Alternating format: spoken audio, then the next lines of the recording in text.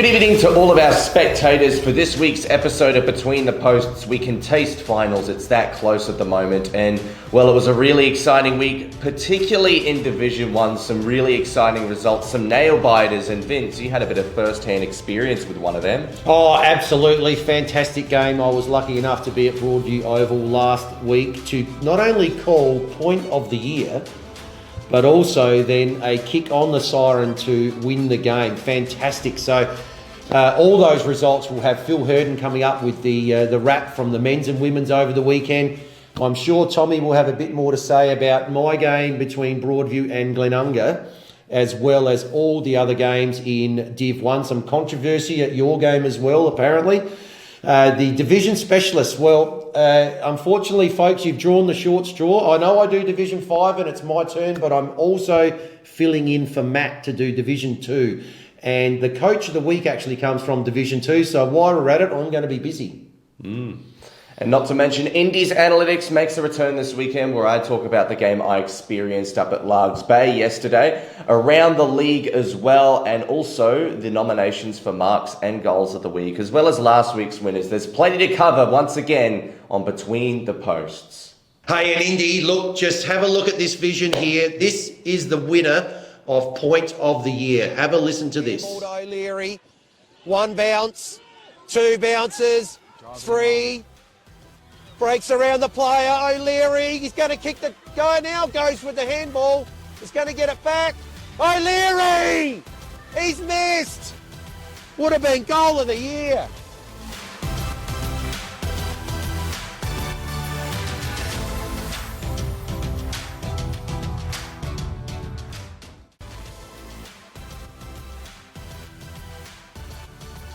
And welcome to the weekly wrap with Tommy Javor on location in the studio at the Adelaide Footy League, looking at round 15, previewing round 16. And of course, the first question we will ask is, where was the filming footy crew?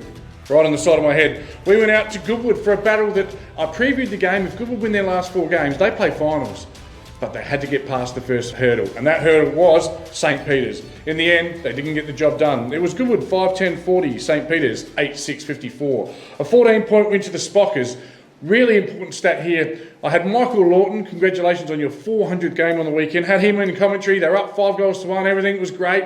Goodwood missed a couple of chances, and then Spock pounced with the last 7 goals of the day in what was a pretty impressive display. The gentleman on footage we're going to be looking at is number 15. Second week in a row, this young fella, he's a teenager, the heartbreak kid, Nick Michaels from Spock. He was the efficient one. 4 of 8 goals he kicked, so half their score, 100% efficiency. He gave an assist, 4 marks and a couple of tackles. He was the difference. They found a 4 to go to, and they just moved the ball quickly. They took the game on and they got it down to Nick Michaels. Well supported by Brett Russell, who kicked a couple. Paddy Fay chimed in with 2 for Goodwood. It was all single goal scorers. Let's have a look at the Dartfish stats that matter, because there's some interesting ones here. Spock, 19 more inside 50s. Goodwood did chip the ball around a lot in their defence. Spock, there was a noticeable turning point in that third quarter. Johnny Vrodos just started throwing his body around, and they just started taking the game on, running and opening up that corridor with handball. And in Goodwood, 1 handball, 1 kick, you're in the forward 50. My old friend Marty Smith would love that. Spockies actually had 8 less touches than Goodwood. They had 29 less marks, but they did have 12 more clearances, and that's where the midfielders got on top, thanks to a man who I'm going to talk a lot more about later on, Jordan Lockwood in ruck as well. One of the things that stands out for me, and I don't mean to be disrespectful to both teams, but 134 turnovers for the day. At times it was a hard watch on a very fast ground. The ground's baked up and it was rock hard, but some targets missed there that suggested why these teams probably, well, they won't be contending finals this year. The difference was, for me, when looking at the match stats, Spock took their chances and they took the game on, whereas Goodwood tried to save the game. Again, a contentious umpiring decision may have helped flick the switch for Spock, but at the end of the day, they got the job done, so well done. As always, we've got prizes coming out the Yin Yang, because it was a stream team game. Thanks to my stream team who work with me every week. They are wonderful. The Archies Award for Thongs went to Marcus Roberts. He was one of the best defenders on the day for Spock. 4 consistent quarters and a really good ball user. All right. Our Moseley voucher best team player, Jimmy Duncan, their captain, was the recipient. He starts down back. He normally doesn't play up forward. For the first time in 5 years, he played up forward and he just had an impact. He got into the centre clearances as a 5th or 6th or 7th man and was able to help get that control, get some clearances going. And he's a strong, talented footballer and a real barometer. Well done to Jimmy Duncan. And our Neomorph mouthguard player of the day, Jordan Lockwood. There's no coincidence that I've never seen Chuck Norris and Jordan Lockwood in the same location. Matter of fact, Chuck Norris, he'd be scared of Jordan Lockwood. This man is an icon. This man is a star. This man is an entertainer. Strap yourself in and look at the Neomorph mouthguard player of the day, Jordan Lockwood, with the Karate Kid scissor kick that didn't quite work.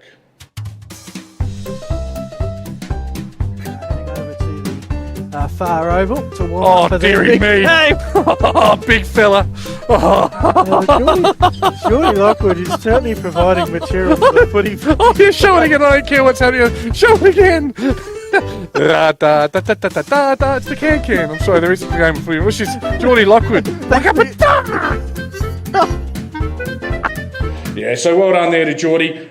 We did take the PI55 out of it a little bit, and rightly so, but he had 20 hit-outs, he had 8 tackles, he had a spoil, and it was the midfield ascendancy that they were able to gain, the control they gained there, that allowed them to kick the last 7 goals. Well done, Geordie. The the New Balance voucher and Dartfish Beanie went to that man, Nick Michaels, who we've already discussed. Okay, roll the dice player of the year time. Oh, no, it's not. You don't get that anymore for the last 4 rounds. I'm not telling you who the Neomorph... Neomorph. I've got Neomorph on the mind. You know why? Because my man Geordie won it. That's why. Jordan Lockwood's so powerful, he gets into my thoughts. That's how good he is. So what I'm going to do, I've looked at the internet, spoken to the coaches, and obviously received the best players from the various commentators. I'm going to give you just a selection of best players for each team. For Goodwood, Tom Lynch in defence was outstanding. Ryan Gray was great, and Heitman was their main possession winner. And for Spock, we've talked about Michaels already. I love Benny McGill's game. It's hard to miss. He's got the little pineapple in his head on the wing. Charlie Allen had 26 touches. The Adonis, Johnny Vrodos, 22. And Jordan Lockwood, Jordan Lockwood's the only man I've seen do a push-up with no arms. All right, let's get on to our next game. It's enough about Jordan Lockwood. It was Broadview and Glenunga. This one was so exciting, I had to go home and watch the last quarter. Broadview 8-5, 53. Glenunga 8-9, 57. A 4-point win to the Rams. To start with our player in focus, it's the man they call Wazza, Sam Dinelli. He's number 23. He had 21 touches, 7 clearances, 5 tackles and 3 marks. He's a pretty footballer to watch. He uses the ball well and obviously among the best. Better player, major goal kickers for Broadview, Ralph and Holby both kicked a couple. For Glenunga, it was Mitchell and Matchy with 2 each. The centre half forward and the full forward, as we used to say in the old days. I don't call them that anymore. The big forwards, if you like. But the most important goal of the game went to that man, the little tip rat, Bowie Schwartz. Let's look forward. It was literally the last kick of the game. It was really well commentated by Vince and his co-commentator. I could also hear the benches speaking, so it's a really captivating viewing. At the end of the day, Broadview have the ball with less than a minute to play in the back line. I urge you to go and watch it. A big Harry Prosser spoil causes a stoppage. Broadview win the ball back. Zach Smith with intercept mark. They don't win without the intercept mark from Zachy Smith, the best intercept mark, I reckon, just about in Div 1. They get it down for another stoppage in the forward line, and the tip rat puts his head over the ball, wins a free kick from 40 metres out, with all of Broadview giving him feedback. Had his football moment, one that he'll never forget, one that keeps Glenunga top. Looking at team stats again, look, Glenunga, 40 less touches. It's just a common theme. So, how did the inside 50s go? Well, they had 10 more of them because they take the long ball, they use it well, and they trust their tools. They don't always try and mark the ball, but they don't lose contests. 39 less marks, which suggests they probably allowed Broadview to chip the ball around in defence. I've got the co-commentator. Is that what they did? They let Broadview chip it around down there? Yep, he just nodded at me. Beautiful. Real live, interactive on-air stuff, this. But they did have 12 less turnovers. They pride themselves on their possession. So well done. Better players for both teams. Daniele was very, very good for Broadview. Obviously, he's in footage. Nick Little, 2 dads, McKinnon Collins. I think he may have gone to Abe Davis. I'm not sure on that, but it looked like he was running around with him a little bit in the last quarter. And Mackenzie also very good. For Glenunga, Zach Smith, Alex Harron is always the captain, Darcy Mitchell. And while the tip rat was their leading possession with 22 touches, none more important than the 22nd. Well done to Glenunga. They stay top on a day where I smelt an upset. But you've got to be real good. You've got to get everything right to beat Glenunga, and they didn't quite. Great effort for the Tigers Is this the one that they've missed though? Is this the chance they missed over later? The next one, well, it was a story of familiar. It's PAC, one of the dominant teams, taking on Old Iggy's. PAC 2015, 135, Old Iggy's 5-7, 37. A 98-point win. I've said it multiple times. You can't put lipstick on a pig. It's hard to dress this one up. Let's focus on the positives here, and obviously they're all going to be PAC. The player we're looking at on footage is number 35, Cameron Wildman. Now, I'm not sure what touches they're going to be showing you, because he had 46 of them. 46 touches. So, I'm not saying you got 3 votes or not, but 46 touches. I study the stats of every game, every week. I haven't seen anyone get 46. Cam Wildman, I tip my filming footy hat to you, my friend. Very softly spoken guy, quiet guy, unassuming. To go with that, it was 25 kicks, 21 handballs, 3 tackles, and it's always nice to finish the game with a goal. Speaking of goals, shout out to young Lordy from Old Iggy's who did kick a couple. They had 12 goal kickers, PAC. Charlton back in the goal kickers with 2 as well. That is fantastic to see. But that man, Jaden Juice Davis, 6 goals. He was on. When he's on, he's very hard to stop. Yeah, match stats don't make pretty reading, but it's my job to read them. I haven't seen a team get 400 stats in a game, but PAC did that, 412, 163 more touches, 161 of them more effective. Here's a big lopsided stat, 64 more marks. They took 125 more marks. So I'll circle those as the 2 biggest stats I've seen, team stats. And again, you get all that from the Dartfish team stats analytics. They also had, and I often read the stats and surprised at how few players get 20 touches or above. They had 7 players get more than 20 touches. PAC, when they're wounded, they're real dangerous. I can't go into the roll the dice votes, but I can say better players for Old Iggy's were Emerson, Alfred and Murdoch. Whilst you can't go past 6 goals, obviously, 46 touches. Chris Curran, just a lazy 37. He goes all right as well. Andrew Bradley, former Glenelg Premiership captain, 34. You know, that's not bad. Wicks, Tozer, I could go on and on. PAC, what a unit. All right, the next one, and was it really interesting to hear Indy's analytics on this one, was Port District 19, 8, 122, Tea Tree Gully 12, 6, 78. The player in footage is Will Cansdell from Tea Tree Gully, number 7. He had 30 touches at 87%. That's a beautiful game of footy. 5 clearances, 6 marks. We're having a little bit of some of his best work. Of the 11 goal kickers for Port District, Sam Gray, Harry the Hawk, who helped us on commentary one week. Great to see you back there, Harry the Hawk, and Gav Shep. They all kicked 3. For Tea Tree Gully, Tyler Martin was their leading goal scorer with 3. The match stats we love looking at these. Port District, 95 more touches, 74 of them more effective. You can see they've controlled the ball there. It led to 15 more inside 50s and 20 more marks. So probably translates pretty well to what you see as a 44-point win. Better players for Tea Tree Gully, firstly, for the runners-up. The McKay boys, as always, were in there.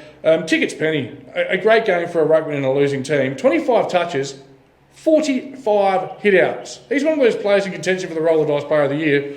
Who knows if he got votes this week? I do.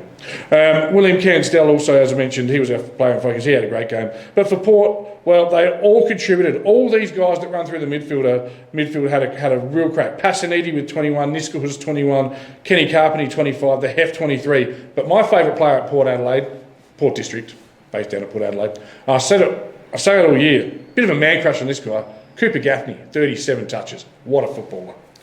Our last one was the Shockaby Babies down taking on Brighton down at Stratorama Oval. Where? Glenelg Oval. Of course, these teams located right there. So there would have been 20 juniors from Glenelg playing in this game. Shock 13-13-91. Brighton 5-8-38. I announced him this week. I expect not Spock, you're gone. I expect Shock to be there in the last 2 weeks of the year. I think they'll be there come preliminary final round. They've just got, what a beautiful blend they've got.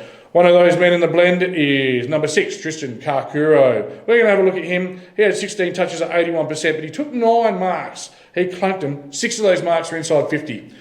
Unless you're Todd Marshall, that's a lot of shots at goal. Yeah, Todd, stop passing inside the 50. That resulted in 4 goals too, which was really damaging. For Brighton, the only major goal scorer was Wellesby with 2. Shock do control the ball well. They use the ball well. Let's have a look at the Dartfish stats, team stats now, and look, it's all Shock there. They use the ball really well. Effectively, they share the ball. 60 more touches, 68 of those effective, 16 more inside 50s, 9 more clearances, 19 more marks, got that right now, and 48 more hit-outs, which leads me to another statistical anomaly. I haven't seen a team this year do it. 72 hitouts. That, I think, is a record from, and again, it's not an official record. From what I've been looking at in the stats all year, I haven't seen 72. Let's look at the better players for Brighton. McGarry was in there, Otis Carthy, Jarman, Steven Seagal. But a man that had plenty was Jack Plenty. He was their leading stats getter with 21 touches. For Sacred Heart, Kokoro obviously played a fairly good game. And then the Twin Towers with 72 touches. Obviously, they were very good. 72 hitouts. Collotto, 18 touches, 39 hitouts. Big Nobes had 19 and 30 hitouts. Ethan Moore, 22. Oscar Lovelock. Sorry, they're brothers. I know. It's Oscar. Sorry, I do it every week. 27 touches. Don't edit that. He can watch that. His mum will enjoy it. So will his brother. Okay, roll the dice. Player of the Year leaderboard. Sorry, what's that, John? Oh, we're not doing that anymore. Okay, it's a little bit of a prop joke. Yeah, okay. The studio audience of 3 didn't find it as funny as I did. So what we are going to do is we're just going to have a look at the top 3 goal kickers of the year, because I think now it's a race in 2. In third place with his 4 goals, Tristan Kokoro is on 32. In second place, and these guys are both from PAC, on 38 is Tyson Brazel. He's probably the only one in the last 3 rounds, because it's a minor round award, who can catch my boy, Jaden Juice Davis, on 45. He's on course for at least 60 goals this year, I reckon, if you include the finals, and that is a tremendous year from a 19-year-old boy. Keep up the great work, you left-footed magician. All right, ladder. Business as usual with the top 4 all winning. Not too many changes there. Glenunga sit top, half a game clear of PAC. Shock hunting. 0.87% behind Glenunga. If they have a win and Glenunga have a loss, they'll go to top, should PAC not win also. I think Port are pretty much sewn up. 4th spot, 10 and 5. And then there's 5th spot. Would somebody grab it by the throat, please? At some point, they've all had their chances.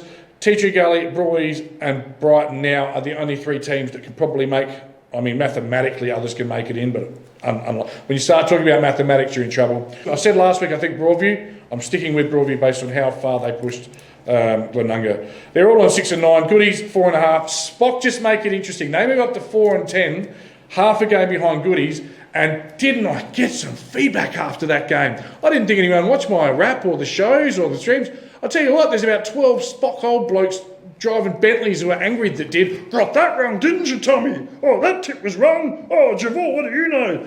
Love the feedback. Appreciate it. Got a nice thick skin. I did get your tip wrong. I did think good would have win. They didn't. Tough titty, said the kitty. Bad luck. Keep at it. You might just avoid relegation. And then I'll say, I was wrong. You were right. Vegemite. Sitting bottom, Oldies are off to Div 2 officially.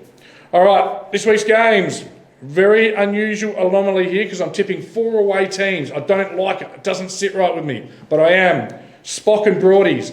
Broadies, you must win if you want to play finals. This is the one. This is a 4-point game. Remember Asworth too. Broadies, just. Should be a good one. Watch out for Spock. They finish hard late. Oldies and Goodies. Goodies missed their chance on the weekend. This is the one they need to win to avoid relegation, I think. They should get the job done. Brighton and PAC. I think PAC have had their little lapse and are back to their best footy. They'll head down to Brighton and get the chocolates. It won't be one-sided, but they'll get the chocolates. Glenunga and Port. This is the only one I've tipped the home team. Glenunga, and I'll tell you what, Port touched them up quite nicely the first time around. This is the Stream Team Filming Footy game. I'm looking forward. Absolutely no certainty tipping here, Glenunga. Port probably arguably can be the best structured team. That's certainly what Nathan Grower's words were. But I'll take Glenunga at home. They can't afford to drop this or they're going to drop top spot. And the last one, Tea Gully and Shock. I'll tell you what, I've got a bit of a love affair going with Shock at the moment. I look forward to the next time I commentate them. They play good-looking footy. They're a really well-balanced side. And unfortunately, Tea Gully just can't find a win at the moment. So I'll take Shock. This has been the Div 1 Wrap. As always, it's been an absolute pleasure. Thanks to what makes the Div 1 Wrap so enjoyable for me to watch personally isn't seeing me, but the work that Jimmy and John do behind the scenes, the footage of the players, and it's fantastic. So thanks for the support I get. Thanks for watching. Looking forward. We're coming up soon to some finals football.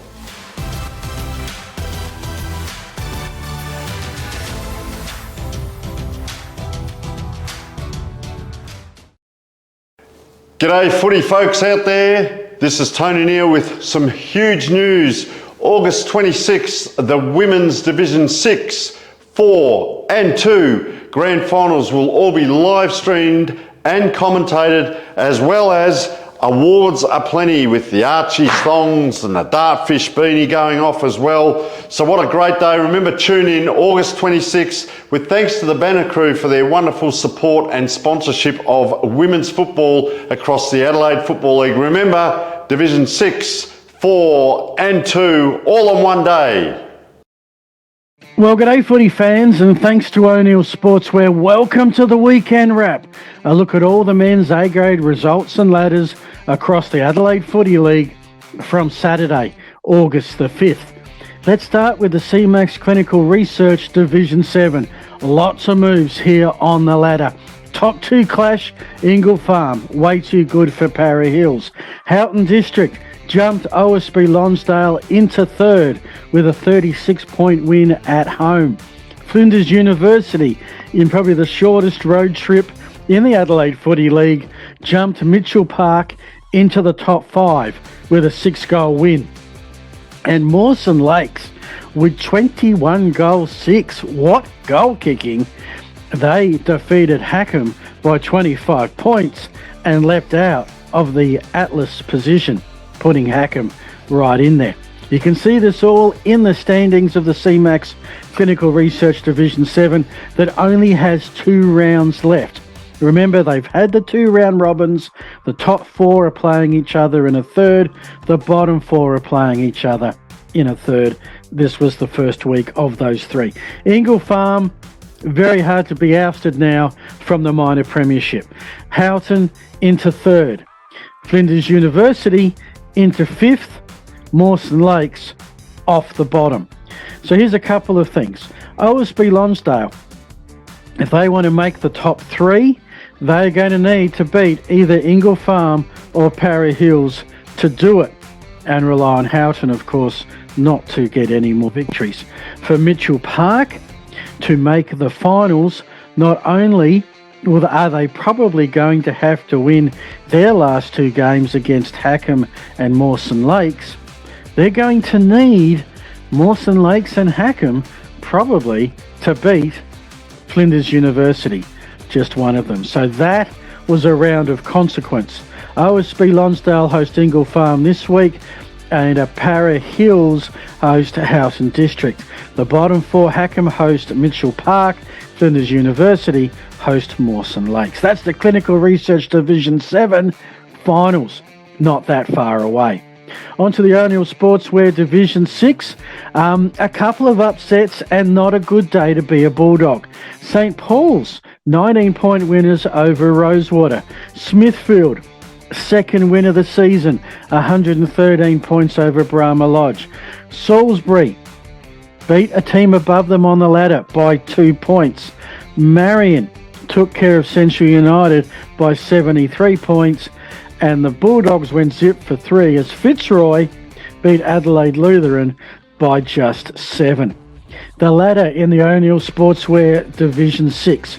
Well, these results mean that, Marion still ahead of Green Acres now, though, by a fair margin. Although this division has 3 games left, Marion can't take the first round of finals off just yet. With those results, Marion, Greenacres, Salisbury, Fitzroy, they hadn't already. Salisbury and Fitzroy secured finals berths with those results. Brahma Lodge officially relegated. Next week, a couple of matches of the round. Third-ranked Salisbury, they go on the road to play 5th-ranked Adelaide Lutheran, who now have a 2-game gap for 5th. Another win, they're probably in finals. Marion and Fitzroy, that's first hosting 4th, is the other game involving top 5 teams. That's the O'Neill Sportswear Division 6. On to Division 5, and again, this seems to be the round with consequence. Kilburn, easy winners over Pulteney. Jeps Cross, yes, they're still the sole men's A-grade undefeated team. In fact, they're the only A-grade undefeated side across men's and women's footy. The Rams, 17 points over West Croydon. Colonel Lake Gardens, 11 points over Eastern Park as expected. Demons certainly made a game of it. Accuracy helped there. Trinity took care of Blackfriars by 37. And in a game with relegation consequence, Elizabeth defeated Woodville South by 28. What does that mean? Well, There's Jeps Cross. Almost got the minor premiership. Two games ahead of Kilburn, who are 2 games ahead of Colonel Light, who are 2 games ahead of Trinity, who are 2 games ahead of West Croydon. Hard to see, although it's possible, positions in those top 5 changing. Pulteney knocking on the door, could still play finals. As could Elizabeth, mathematically, although they really need 3 wins with the percentage they've got, and West Croydon to completely drop the ball. Elizabeth would just be happy they got past Woodville South and appear almost safe. Woodville South dropped into relegation, and Woodville South to get out of it, well, they could get past Blackfriars. For Elizabeth to be relegated, Woody South would have to win 2 games. Oh, yeah, they're still not out of it, but at least they've got a bit more comfort. That percentage, will it haunt the Eagles? We'll find out. Blackfriars with an awesome percentage for a 4-11 team, still in danger. Woodville South, with their loss, drop into the relegation zone, joined by Eastern Park, who have to win next week to have any chance of staying in the division. The games next week, Woodville South host Blackfriars. How big is that game of football for both teams to avoid relegation? At the other end, it's the top of the table clash. Jeps Cross, probably the biggest challenge to going through the minor round unbeaten. They travel to Blair Athol Reserve. Not much of a trip from Jeps Cross to take on the Chicks. Big things happening in the Wakefield Sports Clinic Division 5. Let's face it, they're happening everywhere at the moment. 9 News Division 4, no different. Hectorville, a bit of an upset here. On the road, beat the Dolphins by 7. Paraka took full advantage, almost ended Mitcham's season, 82-point win. Walkerville, built percentage. If they need to, they've got a draw. Portland, at 145-point losers. Kenilworth, moving up the ladder. The Kookaburras have left Morphy Parks now at the back end of that big pack that we've had in this division with a 3-goal win on the road. And a big win for Lockleys against Plimpton by 28 points that sees the Demons rise up the ladder. The ladder, let's have a look. Paraka, 2 games ahead now of CBC Old Collegians. Those two, Paraka's qualified for finals. CBC have all but mathematically, are there, maybe mathematically not quite, but it would be something for them to miss. Lockleys beating Plimpton, they're in 3rd. Hectorville, with their upset of CBC Old C, are right behind them. Plimpton dropped to 5th. Now they are half a game ahead of Kenilworth. Remember that, Plimpton half a game of Kenilworth. Walkerville, still half a chance. Morphy Parks haven't had the greatest month. They're now a little bit further back, needing a couple of wins, and they seriously are running out of rounds to do so. With this result, Mitcham are 3 games back with 3 to play. They're all but relegated. Pure mathematical chance now, and Portland were relegated a couple of weeks ago. The big games here, well, big game, top 4 play the bottom 4. But in the middle, Plimpton play Kenilworth, 6th hosting 5th. It's at St Mary's, home of the Kookaburras. That could well decide which one of those 2 teams will play finals in about 4 weeks from now in the 9 News Division 4. To Division 3, only Mercedes Jets, critical win, 2 goals over fellow contenders Flinders Park. Pembroke Old Scholars need to keep winning to play finals. They did that over Seaton. A relegation battle, key game when Smosh West Lakes emerged victorious at home by 21 points. 1 more scoring shot, much more accurate. Gazer, Modbury all the way by 100 plus, and Hope Valley beat Scotch by 50 points at Hope Valley. The ladder sees Modbury half a game ahead of only Mercedes, half a game ahead of Hope Valley. Top 3 could finish in any way, but that looks to be the top 3. Flinders Park now 2 games back with 3 to play, but Flinders Park should play finals with 10 wins. Not quite locked in. Scotch, with their result, are just in the 5, Pembroke just out. Seaton and Smosh West Lakes, they won't play finals, but they now got a 2-game gap over Westminster with 3 games to go. Gazer are 3 games back. they'd have to win out. Smosh would have to lose out. Percentages would have to work. They're not officially relegated, Gazer, but they're getting mighty close. The big game in Division 3 next week, Modbury hosting Hope Valley to try and sort out where those top three will finish or really, really, really create a logjam. So on to the Breakthrough Mental Health Foundation Division 2.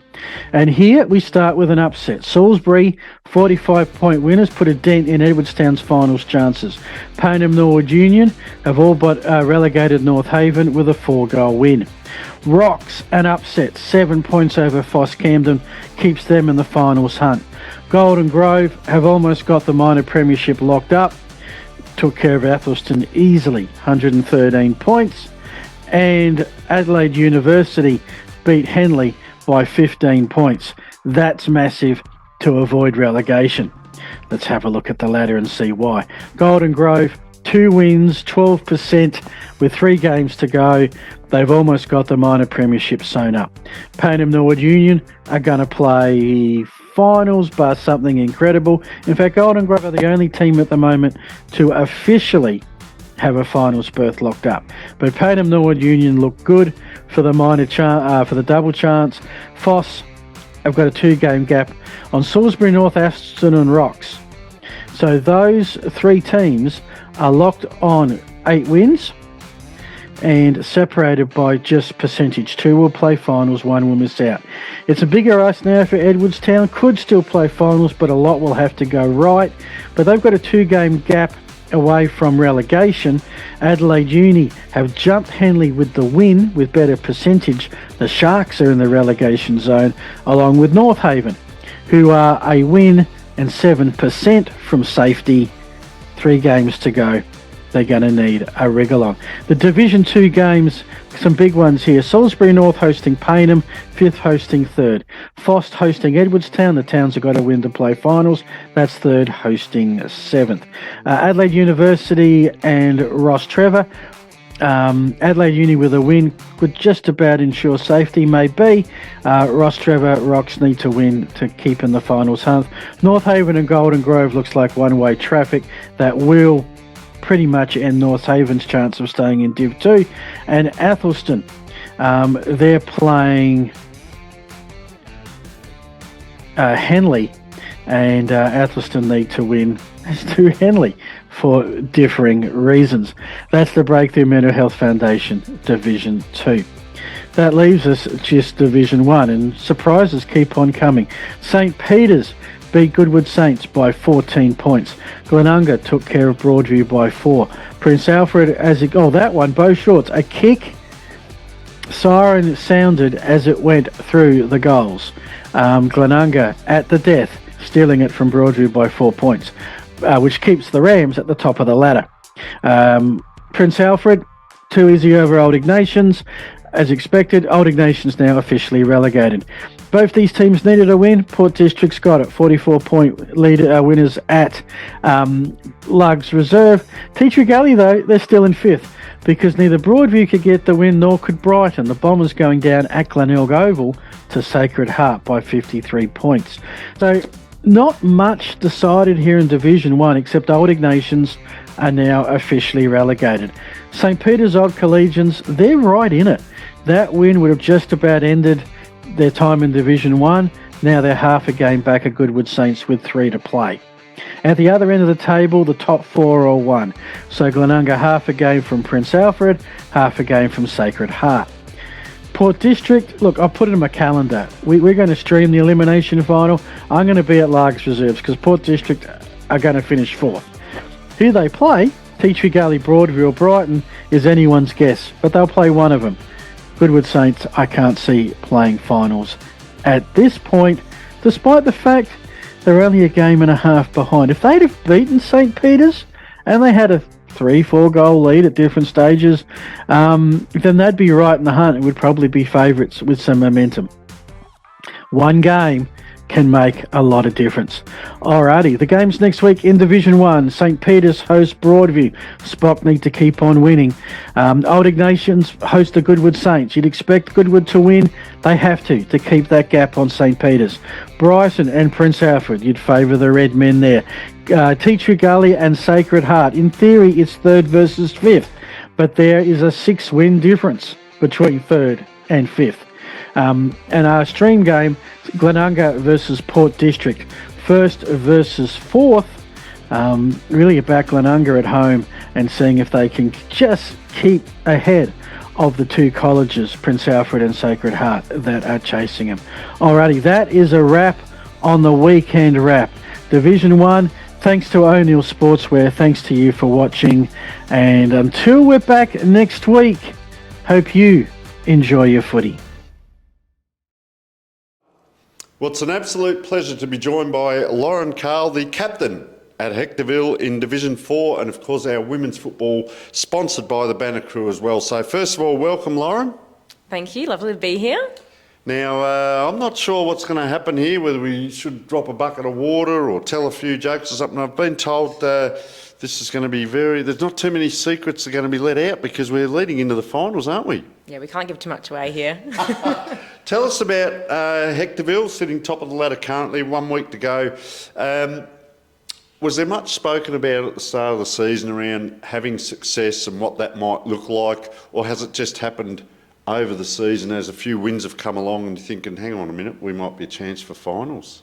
Yeah, definitely not much talk at the start of the year. I think we were just, honestly, we had 6 new girls come through, so we were generally just focusing on skills and getting a good team bonding atmosphere, and then we've slowly just gone up and up and up, and then had 1 loss at the start, and then we've just sort of won ever since. So it's definitely organically happened. Yeah.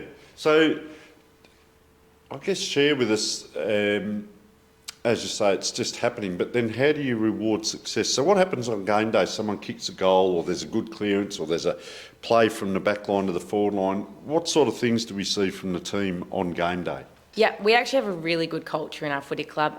The girls have just gotten along really well. When someone scores a goal, we literally get around them. I've run from the back line into the forward line if it's our girl that's kicked their first goal. So we have a really good culture on the field. And then, we've got high fives at the quarter breaks. And then at the end of the game, we, sing the song inside the change room. So we've got a super good culture. Fantastic. Your position, please? I am midfield and rotate a little bit in the back lines. Oh, so I normally ask the midfield, do they go back to help out? But you're actually in the back lines as well. Do you run forward as well? I have had a shot and I have scored a goal this year. So there you go. No, fantastic. I love to hear that. You're probably the opposite to what I normally ask, so good on you. Excellent.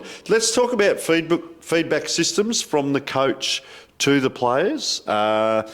Quarter time, half time, 3/4 time, before the game, and also post game. How have I been going? Am I up here? Am I down here? What are some of the systems that's been used? Yep, our coach is really good with feedback. So every quarter he has something to say to us as a group, and then sometimes he'll take us individually on specific positions as well.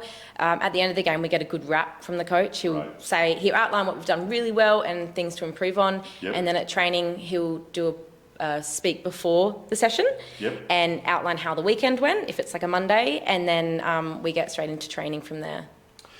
So Lauren, a lot of coaches also like to know how they're going, and they hear it from the committee and they get pressure and so on, but how is the feedback given to the coach, and I say this in a professional way, from the leadership group or from the players in general? Are you able to give feedback to the coach? Yeah, we are. Usually, I won't say too much. I'm obviously quite, close with my coach and the assistant coach, so feedback is given quite nicely. And if it's a text message or a catch up or at training, I might just mention something, and they seem to take it on board for the next training to come. Ah, fantastic, and they do act on it, which is great. It's not just falling on deaf ears. Let's talk about game plan. We talk about the press. The back line pushes up, and force the opposition to try and pick their way through. And then you've got the flood. Yep. So everyone goes down back and helps out. Do you plan on using some of those type of tactics? Yep, we do use a bit of the press up a little bit. We don't try and go too high just in case the ball comes back over, because sometimes you can get caught out, having the ball come back over and then we all have to sprint and Yes. don't want to sprint too much in a game. Yeah. And then what was the other one? The flood. Well, the flood, Yeah. where the forward line all gets back and helps out. the Yeah, back so line. usually definitely our winger pops in to their forward line Yep. to press up some defence, and then a few of our mids might pop in, but usually our forwards do just stay out of the pack. Yeah, that's good because, and for a lot of coaches out there, they see the AFL do it and, let's do that. But Yeah. you've got to remember they're training 5 or 6 days a week and over and over and over, whereas at our local level, yes, we can do it, but as you said, it can become quite exhausting having to sprint back. The next one is in between the two 50-metre lines. Yep. What happens in there if you're in the midfield? We talk about Clarko's cluster, the cluster where you sort of form a formation and you go across the ground, or it may be the crab, so you just go sideways a little bit. And you've got to rely on my next teammate is 10 metres away from me and they're 10 metres away from me. Do you work much on that? Because it's almost like choreography, isn't it? Yeah. We do a lot of spreading, so we try Yeah. and use the whole field. Maybe it's too tactical, I don't know. But yeah, we definitely like to spread, use our wings. We do follow the ball as it moves along the field, but as soon as you reach a half, you're not supposed to go over that half. If you're like Yep. a winger, you stay Yeah. to your half, and then same with the back pockets and the forward pockets. We have that definite structure with the corridors. Yeah.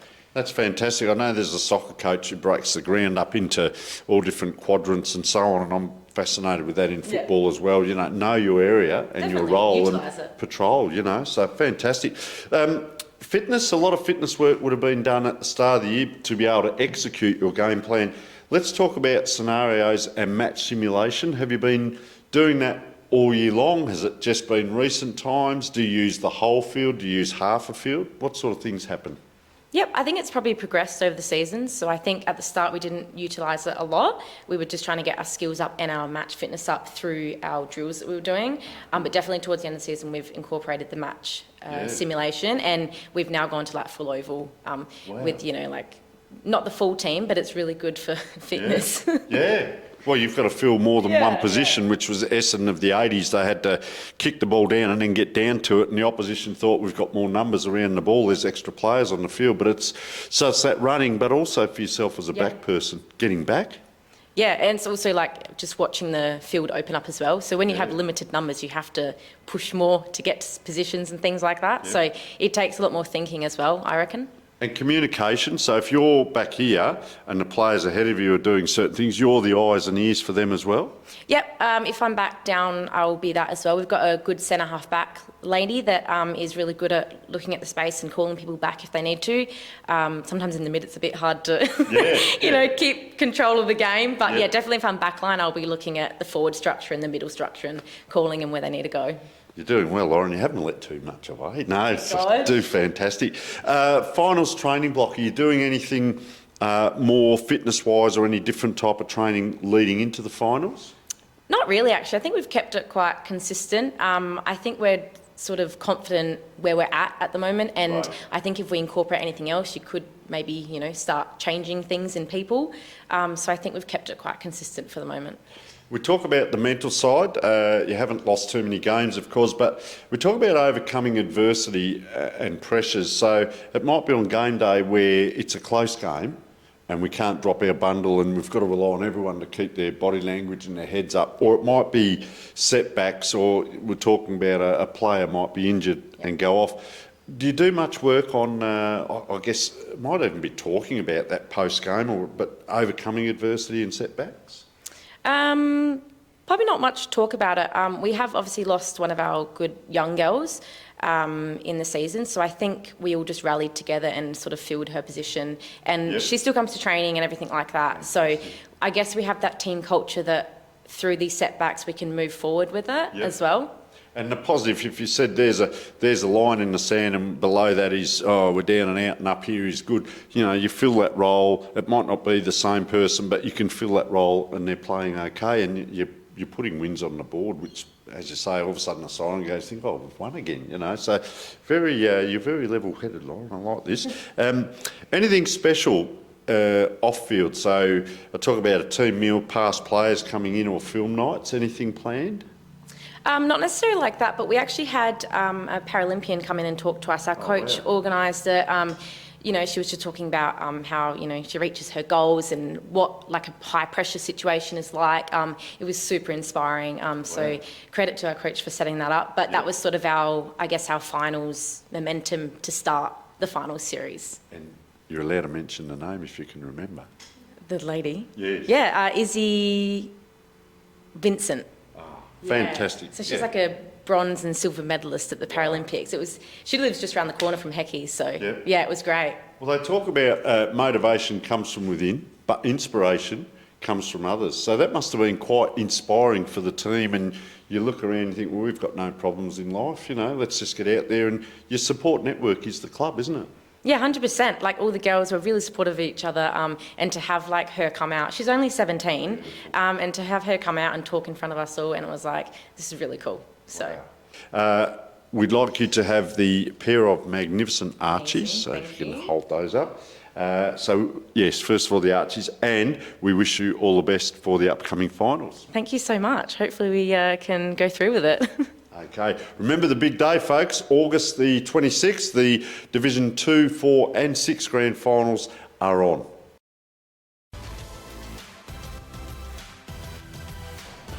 Well, folks, filling in for Matt, as I managed to do about 3 or 4 weeks ago to do Division 2. So let's have a look at the run home in Division 2. So Golden Grove, they've basically got the minor premiership all but sewn up. 2 games plus percentage clear of second. 3 to go, obviously. Matches to come against the bottom side, North Haven, and the 7th place, Edwardstown. So you would expect that they'll have little trouble with sewing up the minor premiership. Of course, that's a little bit more work to be done in September to actually get themselves up to Div 1, but they certainly are in pole position. So the double chance spots then, similarly, they look pretty well set. Payneham Nord Union and Foss Camden, although Foss's 7-point loss last weekend to Ross Trevor looks to have taken a little bit of the sting out of their upcoming game against Payneham Nord Union at home that the Phantoms would have been looking forward to. They might have actually decided who got the home ground advantage in potentially a qualifying final. Those two are only separated by 2.5%, but of course Payneham, after winning, have moved a game clear of the Phantoms. Matches to come for those two, Payneham, Salisbury away, Foss obviously in that round 17 game, Edwardstown at home. Foss also have Edwardstown, and then they have the match on round 17, and they finish with at Adelaide Uni. And interesting finish, because Adelaide Uni, we'll get to them and their spot on the ladder. They may be fighting for survival. So let's move a little bit closer to the middle of the table. Eliminations, final spots up for grabs. Athelston, last weekend, beaten by the top side, no surprise, but they do stay 4th. And with Salisbury North and Ross Trevor's win, as we mentioned, they both have joined the Raggies on 8 and 7 with 3 to go, of course. So these 3 teams, again, it's that 2.5% that separates them, and they are battling for the last 2 spots in the finals. And, of course, if they can get on a roll, potentially an opportunity to maybe push up into Division 1 next year. So let's start there. Athelston, Henley at home, Adelaide Uni at home, and the big one is against Ross Trevor, who they are battling for in the race for elimination final spots. So Henley and Adelaide Uni, if we just go by ladder, they'd be expected to probably win those 2, especially at home. The big game away at the Taj Mahal there at Ross Trevor. Salisbury North, well, they've got Payneham, so that's a tough one. It is at home, though. They then have Henley at home as well. Last game against the ladder leaders away could be a bit of a shaky one. Having said that, again, sometimes teams may choose to actually put a couple of players out to pasture when they've probably sewn up the minor premiership. Anyone with a niggle, no, let's not play them and save them for the final series. So seen that happen before, and I've seen teams cause upsets against more fancied opponents in the last round. As for the Rocks, Adelaide Uni away, North Haven away. So again, a couple of the lower sides, and they may have an opportunity to win those two. And of course, that big game where they host the Raggies in the last game.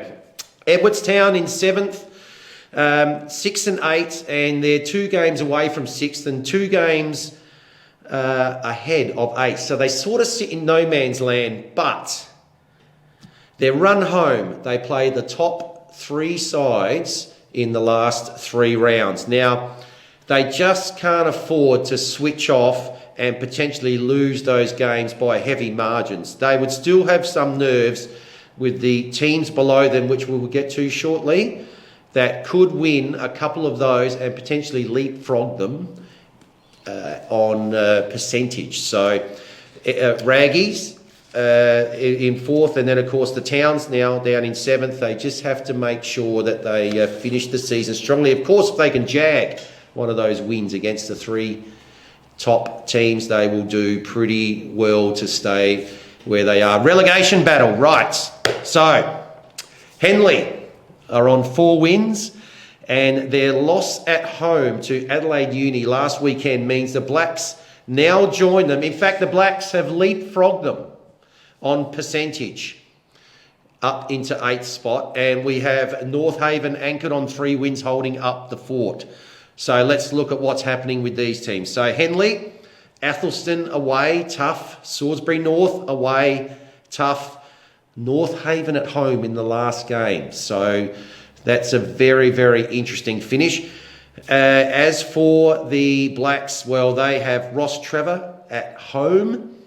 They have Athelston away. Again, both those teams are fighting for their elimination final spots, and they finish at home to Foss Camden. So very tough run for the Blacks. The North Haven side, Golden Grove. So that's going to be tough. Ross Trevor, again, fighting for that spot to make an elimination final. Tough for them. Henley, will it come down to that last game? Their percentage is a little bit lower, but they're going to have to really try and hold the fort this week against the top side to have any opportunity. Certainly with one less win and a bit less percentage are favoured to be heading to Division 3. So folks, 3 rounds to go. We're looking forward to what happens in the Breakthrough Mental Health Division 2. Lots of excitement, especially at the top of the ladder, to see who will be in the elite division for next year.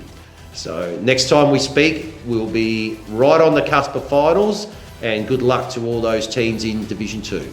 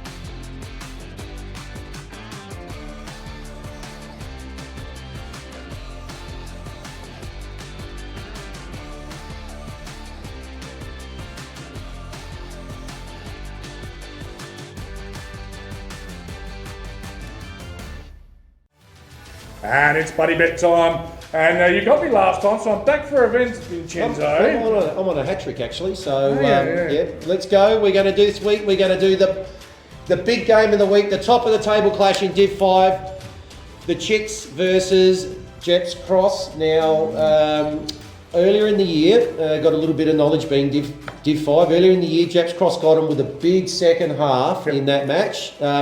Chicks, obviously, they are the highest scoring team by a long, long way. still are behind. They're actually 2 games behind now after losing the Colonel Light Gardens a couple of weeks ago. But if they win this one, Jeps have got a tricky match coming up shortly in the next week or two against Colonel Light Gardens away. And Colonel Light Gardens just beat them there. If they beat Jeps, there could be a swap at the top of the ladder. So, big clash. Who do you like? Well, mate, I'm not going to lie. I look after both these clubs in my job, so I'll be very careful. Chicks in their 100th year, love them. Danny, Caro, Nikki do an amazing job. They've built a club from 1 team back up to 12 teams, and they're reaping the success in these seniors. Having said that, stuff them. I have lunch every Thursday at Jeps Cross Footy Club. Jeps Cross Footy Club is at the Northcote Community Club. They've got bingo, they've got everything. They do a $5.50 hamburger and chip deal. I'm getting fatter and fatter every week, but I love it. I head down, me and the North Boys head down there. It is brilliant.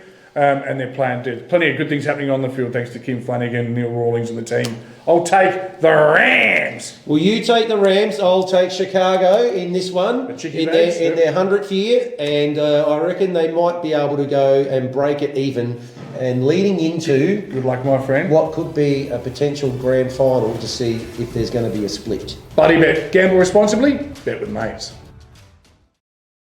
Hi, folks. Shh. Can you keep a secret? Don't tell anyone.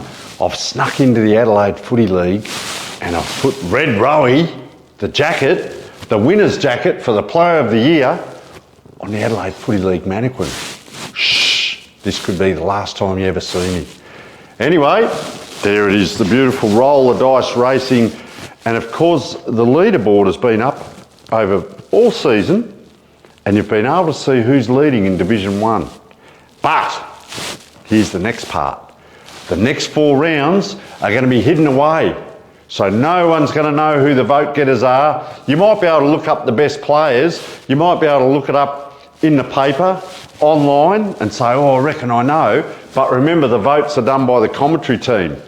So it could be very different to what the umpires and the clubs are picking. So keep an eye out, because what's going to happen is it's going to be presented at the end of the home and away season, because you don't get votes in the finals. So look out. Who's going to win the Red Rowie jacket?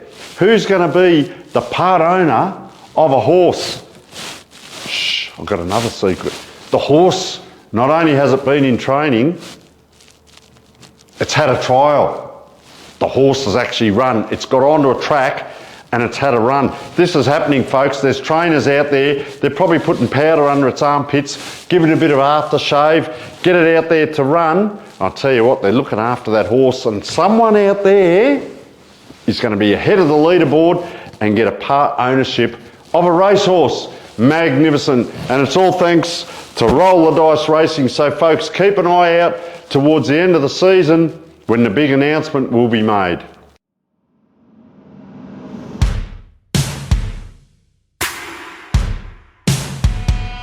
And Crone takes the lead in the Coolmore. Crone draws clean out from Mizzy. It's a Queensland victory. And a big payday for his owners, winning the English Millennium in a romp. But Ayrton the class, and Ayrton won the Victoria Handicap. But Mahuda goes all the way. Where again, Mahuda?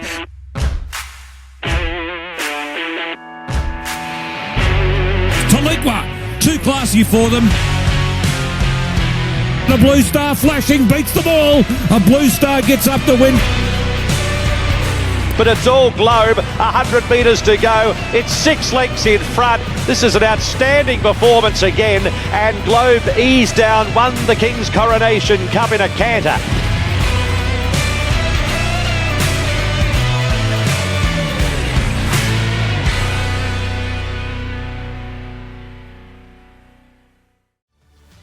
Folks, it's time for the Coach of the Week, and it does come from Division 2, so I'm helping you out, or helping Matt out in this instance. So goes to the top of the ladder, the Kookaburras from at Golden Grove to Luke Barmby.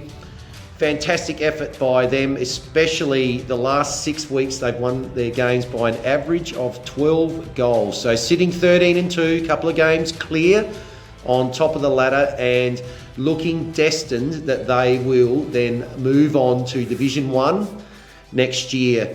So, and they'll make some waves in Division 1. Of course, the club about to go through a massive expansion with some new facilities coming as well. So it's all happening out there at Golden Grove. So well done to Luke, and these 2 magnificent bottles of Random Shot are yours, and good luck for the last 3 games as well as the finals for everyone involved at the Golden Grove Football Club.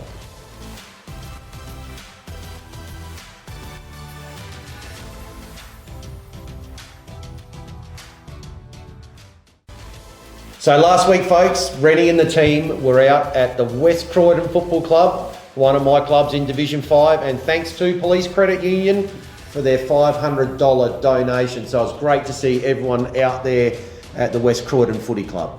Also, our Powerade Ambassador Award for the week, Vince. Each week when we visit the clubs with 9 News Live, we get to meet a Powerade Ambassador and present them with a bag full of merchandise and products. On Thursday night, we awarded Scott Weinup from the West Croydon Football Club. Scott is the ultimate club man, according to those within the organisation. Of course, the junior and senior president of that football club, Scott is a mentor to many of the club's members. His vision and passion and leadership has been a driving force to create change in their own culture, rebuilding the club in recent years to become a more family-oriented organisation. So congratulations to Scott, and thank you to Powerade, of course, for the award. Yeah, so also the West End Player of the Week, the winner announcement. There were 3 players to vote for from the round 14 week, last weekend in July. And this week's winner is from Div 5 Reserves, which is, again, my division, Div 5. We're doing well. At Kilburn, Kilburn Sports and Community Club. So well done. They've won a carton of James Squire ginger beer with spiced rum. And thank you as well to all of our sponsors around the league: 9 News Adelaide, Police Credit Union, Billy's Bakery, SA Gourmet Meats, Western Parade and 5AA. Thank you to all of your contributions to this segment and allowing us to go additional with our coverage around the league every week in the Adelaide Footy League.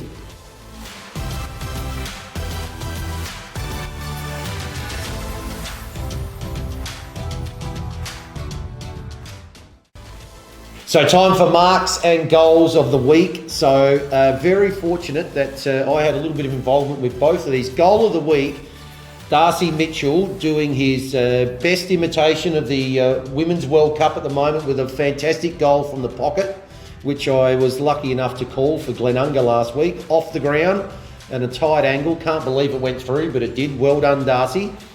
And then the mark of the week taken by Dion Doolan, who is right up there in the Div 5 goal kicking as well. So well done to Dion. He was at West Croydon, so they've had a big week, West Croydon. They had the mark of the week, and then they had everyone out there on Thursday night as well for their $500 cheque from Police Credit Union. Yeah, so congratulations. It's been a busy week for them, and also congratulations to the winners from last week. But it's time to take a look at our nominations for this week's potential winners.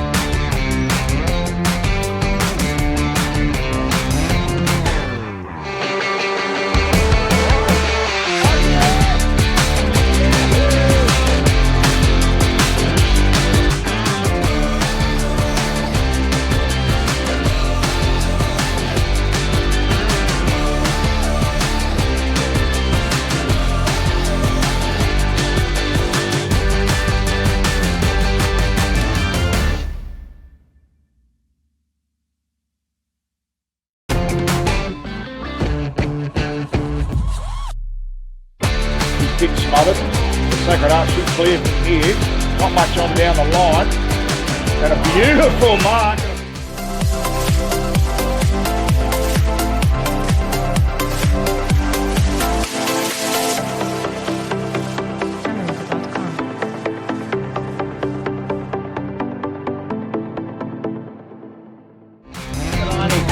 3-3-21. Tark will send it right back inside forward 50. And coming. I am for the athlete, the competitor with the hunger to compete. I am for the one who wants to get in their opponent's grill. I am the one who brings you the science.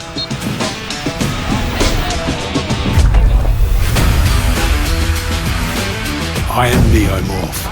I am your protector.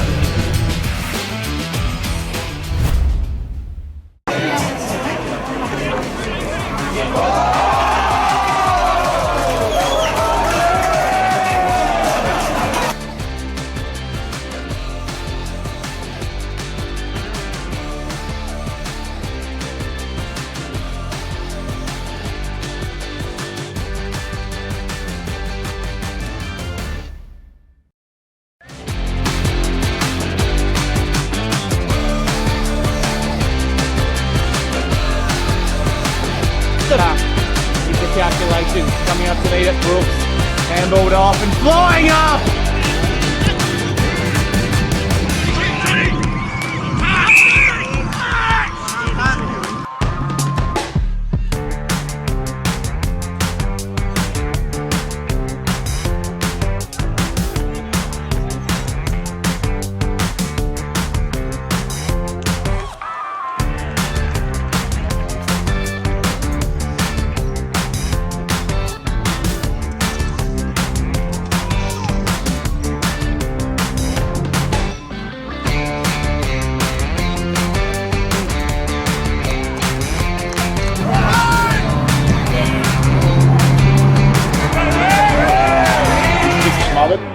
Sacred Heart should clear from here.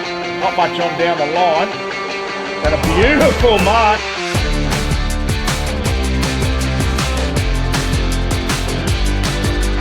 Advantage, riding 3-3-21. Tark will send it right back inside forward 50.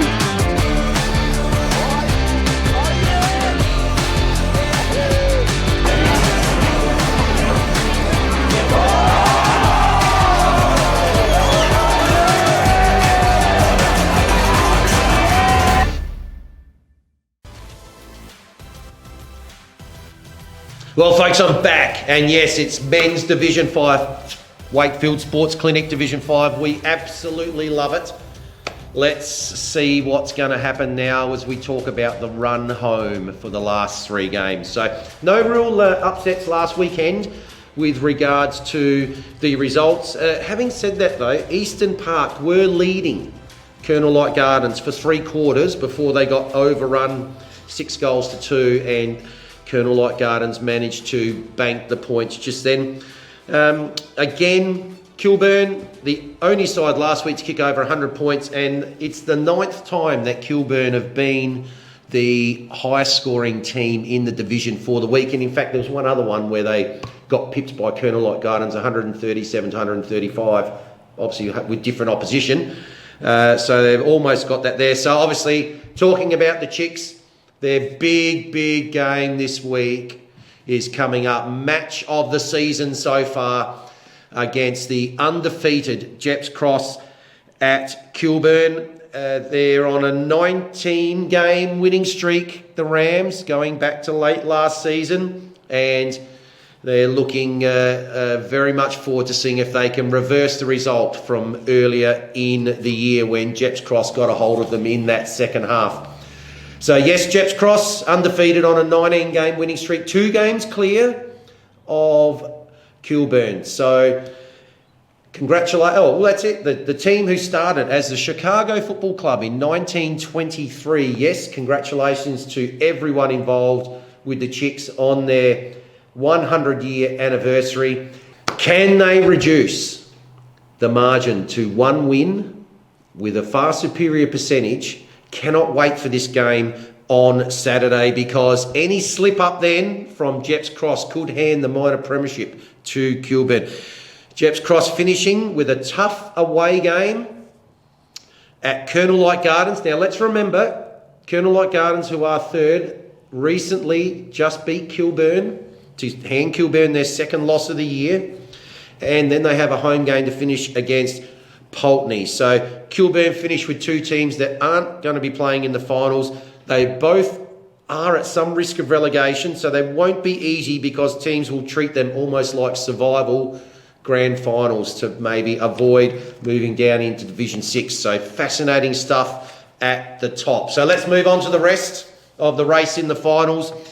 Colonel Light Gardens, as we know, third spot. They have Jeps Cross coming to visit in round 17, and then they finish at Trinity. So they are not a lock for the double chance just yet. Trinity has opponents out of the 5 in the lead up to that final round match. So if Jeps Cross get the chocolates at Mortlock Park in round 17, the round 18 fixture is likely to determine who gets the double chance and who finishes third. So fascinating stuff there, and very, very interesting to see if they will hold on to third spot, Colonel Light Gardens, or whether Trinity can leapfrog them and get that double chance. West Croydon have a game plus percentage on Pulteney in the race for the last final spot. Their last 3 games, West Croydon, are against teams in the bottom 4, so they should hang on and be fine to hang on for 5th spot and participate in this year's final series. And especially since Pulteney still have to negotiate both Colonel Light Gardens and Jeps Cross in the last 3 weeks, they're unlikely to be overtaken. So that then brings us to those teams out of the 5. And as we said, Pulteney just sitting, probably can't quite get up to 5th spot unless they just bring a couple of big surprises in the last 3 weeks. Certainly should be safe where they are as well, and as they're probably 2 games plus percentage at the moment ahead of Woodville South, who are in the 9th position. So, and just a couple other quick points before we get on the relegation. Colonel Light Gardens actually on a 7-game winning streak, so they're doing very well. On the other end of the scale, though, Woodville South, 6 games in a row they've lost, and the latest one against Elizabeth last weekend. So it's given Elizabeth a little bit of breathing space, gets them up to 5 wins. Blackfriars sitting on 4 wins, Woodville South 3 wins, Eastern Park anchoring the table at the bottom on 2 wins. Now, the interesting thing is here, percentage amongst these teams is very, very interesting. So Elizabeth might be 7th, but they have the worst percentage out of those 4 and the worst percentage in the league.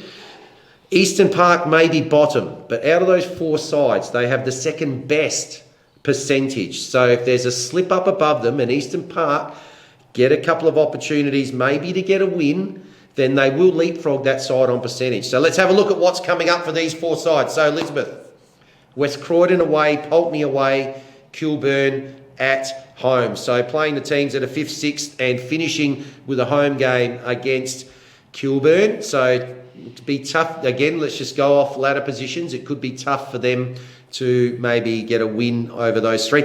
Blackfriars, well, the big one this week. It's Blackfriars versus Woodville South, and it's at Woodville South. Now, we got the away team on 4 wins, the home team on 3 wins, and on a 6-game losing streak, as I said. So potentially that game could be a decider on whether either of those 2 teams do actually survive or end up in Div 6. Blackfriars after that, Kilburn away, West Croydon at home, very tough. Woodville South, though, if they can get the chocolates next week at home, they have Trinity at home, and they face Eastern Park in the last game away. So there's maybe potentially an opportunity for them to pick up an extra win just there. Eastern Park, Trinity away would be tough. West Croydon away, again tough. And of course, that last game, they host Woodville South. So unbelievable position for those 4 teams. Any of them really can still go down. Elizabeth not safe yet. There are a couple of games, but if either of those teams below them, especially Woodville South, if they can steal a couple of those wins against Blackfriars and then potentially against Eastern Park, they will leapfrog them on percentage. So fascinating stuff at the bottom of Division 5. So just quickly, let's go on to what's happening with some of the players. So Dion Doolan. Now, we spoke about Dion Doolan, took Mark of the Week. Don't worry about your Mark of the Week, Dion. Worry about the fact that after a quietish game last week, you've been overtaken as the leading goal kicker in Division 5. So Corey Sully on the back of his half a dozen for Kilburn has moved to 46. Dion Doolan on 45, so neck and neck. Big gap then through to Gary Hampton at Jeps Cross and Dominic Barry in the 30s, also in the low 30s. Henry Baker from Blackfriars. Domenico Barilla at Trinity. Nick Patterson, who I did manage to call a couple of years ago when he kicked 11 at home for Colonel Light Gardens. And Robert Kovacic from Eastern Park, rounding out those also on 32. So best players, Jaden Davison, obviously at Kilburn, a player that I know very, very well. 13 out of 14 in the best players. So, yeah, look for him to be at the pointy end, obviously, when it comes to the medal count. A lot of other players that have been in their team's best players on 11 occasions. Peter Diedrichsen, Cameron Matters, Dom Barry again, not only in the leading goal kicking, but also better players for the Rams, and Sterling Phipps Parsons as well. All those players have featured in the best 11 times. So look, we just cannot wait for the Waitsfield Sports Clinic Division 5 last 3 rounds. There is just permutations everywhere. Get your ladder predictors out and let's see where it finishes in 3 weeks' time.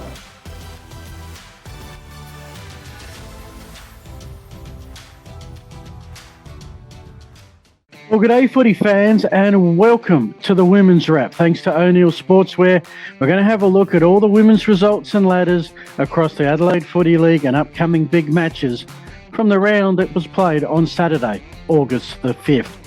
It all starts at the Villiers Bakery Division 6. Great result to start proceedings. Ingle Farm, who've had a year of struggles, ended on a fantastic note. 6-point winners over Flinders Park. Well done to the Farmers. Golden Grove warmed up for the finals with a 67-point win over Goodwood Saints. Top 2 battle, one-way traffic. Athelston, minor premiers, 47-point win over Tea Tree Gully. And Marion also warmed up for the finals, a 40-point win over Mitchell Park. Not a huge amount of change in the ladders, but Athelston were always top. Congratulations on the minor premiership. Tea Tree Gully just held off Golden Grove on percentage for the double chance and second position, and the Kookaburras will host the Rams in the finals. That was decided a while back. Great to see Ingle Farm get their second win of the season. Great to see earlier Mitchell Park get their first. At least everybody got a win in this division. So that's it. Minor round done. Flinders Park, Goody Saints, Ingle Farm, Mitchell Park, season done. On to the top 4 and the semi-finals. The knockout final, times and grounds and so forth, yet to be advised. Check Play HQ through the week. Golden Grove, who finished 3rd, will host Marion, finishing 4th in the knockout first semi-final, whereas the big one's going to be the second semi-final. Who'll get to the granny first? Athelston hosting Tea Tree Gully. Hopefully a slightly closer game than the 47-point result just played. That's the Villiers Bakery Division 6. Off to the finals. 2 rounds left. Powerade Division 5 going into yesterday. Modbury locked in the minor premiership, eliminated Kilburn, a 16-point win. As expected, Elizabeth have forfeited the rest of the season. That's an automatic win to North Haven. Here's a big one. Salisbury North beat Edwardstown 14-7, and that's put a big dent in Edwardstown's finals chances. They're expecting a win that would have put them in the top 4. Instead, they need some help to play finals. And Loretto pretty much locked up a finals berth, taking care of Woodville South by 16 points. This ladder is interesting. Modbury have the minor premiership sewn up. I'll explain why in a moment. Loretto, second spot, they have the double chance sewn up. So it would be Modbury hosting Loretto in a couple of weeks. Woodville South, North Haven, Edwardstown, 3 teams, half a game between them. Woodville South play Kilburn, North Haven play Salisbury North. Edwardstown have to beat Loretto. So, for Edwardstown to play finals, 2 things have to happen. First, they have to beat Loretto. Don't do that, doesn't matter. Second, either Woodville South lose to Kilburn or North Haven lose to Salisbury North to enable Edwardstown to leapfrog them into the top 4. Let's have a look at those games next week. Modbury have already beaten Elizabeth due to the forfeit, hence why they have the minor premiership locked up. Have a look at the timing. So Edwardstown will know their fate. They'll play Loretto. And if Edwardstown win, then North Haven and Woodville South playing later will know that it's an absolute must-win to play the following week. As mentioned, North Haven hosts Salisbury North, Woodville South hosts Kilburn. Could be a fascinating final Saturday in the Powerade Division 5. On to the Neo Northguards Division 4. This was the last minor round. Lockleys had to win. They did. 61 points. Mitcham, I think, had to win. They did. 62 points. Scotch had to win. They didn't. Eastern Park beat them by 38.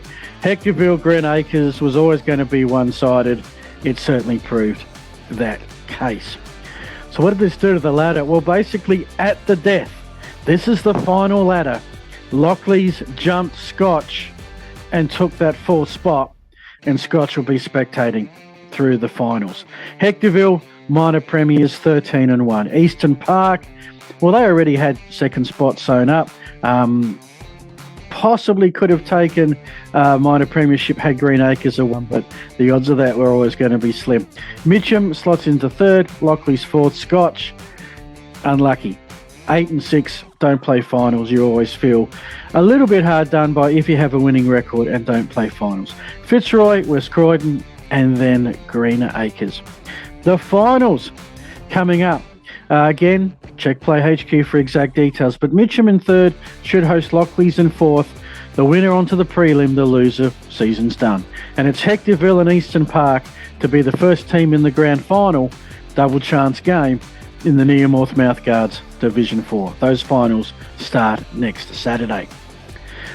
Division 3, Pulteney won on a forfeit from Salisbury. Flint in the Flinders fight, which really wasn't. Flinders Park beat Kenilworth, 151 points. And in the big result, Hope Valley beat Pembroke by 17 points. It means that Pembroke Old Scholars actually dropped from 2nd to 4th. With 1 round left. Let's have a quick look at the ladder. Flinders Park have a game break. If they win, they'll get the minor premiership. Hope Valley and Pulteney just lurking a game behind. Pembroke now half a game back. Can't be minor premiers, could still get the double chance. Although, actually, to be honest, it would take actually Pembroke can't get the double chance. Let me explain why. Flinders Park have locked in at least a top 2. This is because in the final round, Hope Valley play Pulteney. Both can't win, both can't lose. So that's why I've come up with those connotations. Jeps Cross, obviously, Salisbury, Kenilworth, their season has 1 more game to go. Pembroke do have Kenilworth. They could move to 3rd. With a win there, but they won't move to 2nd. Hope Valley and Pulteney is the huge game to decide who gets to the 2nd semi, who gets the double chance, and Jeps Cross and Flinders Park is the other affair. You'd favour Flinders Park. Salisbury season is done. On to Division 2, and this is the final minor round. Brighton Bombers have the bye. Their season ended last week. Tea Tree Gully, good win over Westminster. Goodwood Saints, really good win over Golden Grove. Gazer and Anglevale, we don't know at the point of doing this. It doesn't have finals ramifications. That Goodwood Saints Golden Grove result did, though. The win gives Golden Grove, Goodwood Saints clearly the 2nd place team now on the ladder. These are the final minor round standings. So Tea Tree Gully and Goodwood Saints from Golden Grove and Westminster. Anglevale Gazer, that result, well, they were never going to play finals anyway, and Brighton's season ended last week. The finals coming up this weekend. Again, Play HQ, you know the drill. Golden Grove, like Division 6, host a first semi-final. This one's against Westminster. Got to win to stay alive. And to get to the Division 2 grand final, which will be played August 26th, The first team to get there will be the winner of Tea Tree Gully and Goodwood Saints. With those records, that should be a crackerjack major semi-final. This takes us to the Division 1 reserves, and yes, it is a reserves comp, but still a couple of disturbing things here. Old Ignations forfeiting, not great at a Division 1, even albeit reserves level. Smosh with the win. Adelaide University shut out by Broadview, a 20-goal plus result there. Payneham Norwood Union held Morphy Parks goalless en route to a 35-point victory, and Happy Valley, very accurate, 9 goals won. Really wouldn't have mattered. Henley just 1 goal won, a 48-point win to the Vikings. This sets up an interesting final round for the Division 1 reserves. Now, Payneham Norwood Union, they are the only undefeated team in the entirety of women's footy in the Adelaide Footy League right now. No pressure. Broadview, Morphy Parks are locked at 10-2. And Broadview and Morphy Parks play next week. So that reserves game will be to decide who gets second, who gets the Falcons in the second semi. Smosh West Lakes and Happy Valley are tied for 4th. They play each other. The winner of that gets another game. Then it drops to Henley, who can't play finals because Smosh and Happy Valley play each other, Adelaide Uni, and then Old Ignations, who certainly struggled with the depth as shown last week. So, on to Division 1. Alrighty, Old Ignations struggled in the Rezzies, obviously, but made a great effort in the league, and 2 more scoring shots, 3-point losers, Smosh getting the win. Adelaide Uni and Broadview, as expected, the Tigers by 59. The game of the round, Payneham Norwood Union and Morphy Parks, inseparable. It's a draw.